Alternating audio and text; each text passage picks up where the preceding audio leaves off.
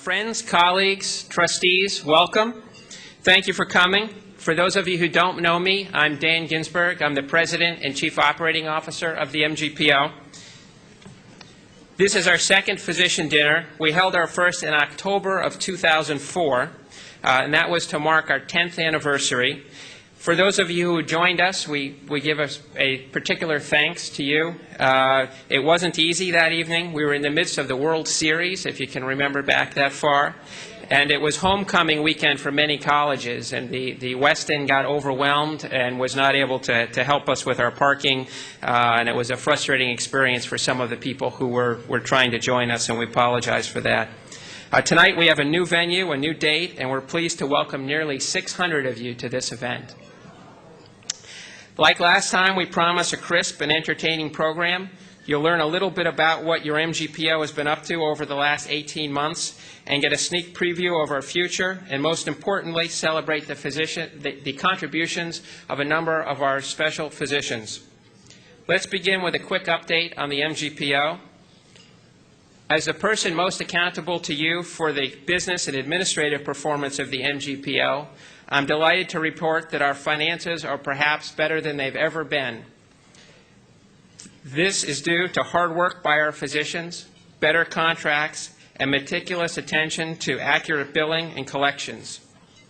But the MGPO is about more than just getting the bills out on time. In the past 18 months, we've worked on improving quality and safety as well. We've engaged our Board of Trustees on the issue.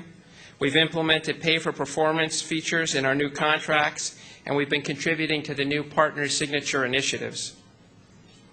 Externally, healthcare reform has consumed a considerable portion of our time.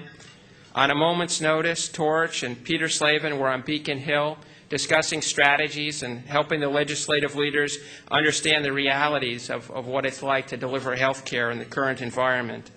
They were also working to build consensus and a carefully executed partners-wide strategy. Along the way, we took advantage of technology to make it easier for physicians to add their voices to the debate. 100 of you did that, and in April, comprehensive health care reform became the law in Massachusetts. Next comes the implementation, and that's actually still a quite challenging aspect of this. A victory we've won already could turn into defeat if we're not careful, so our work continues. We've also focused inward, wanting to do what we can to make it easier for you to practice medicine at the Mass General.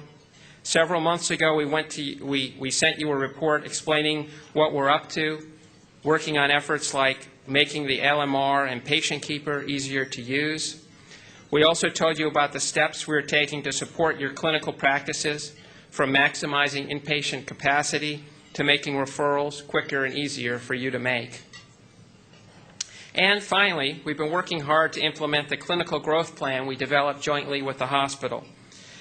The strategic planning process has led us to partner with the North Shore Medical Center. A new ambulatory care center and physician office building will be rising in Danvers to our north. Vascular services are now offered at Mass General West in Waltham, and an orthopedic ambulatory surgical center will be opening there in June.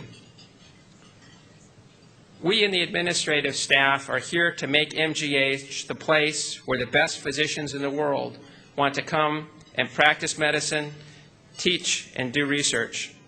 The challenge in doing this are great, but so are the rewards.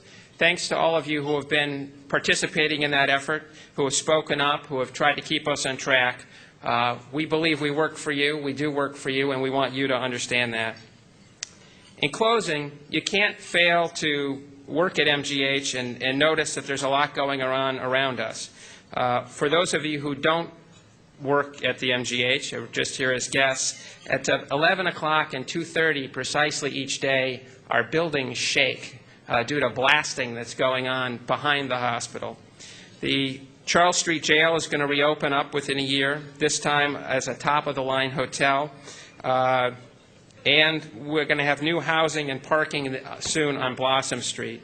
So now I'm going to turn it over to Peter Slavin, who will give you a sneak preview of some of the building that's going on within the MGH rather than around the campus.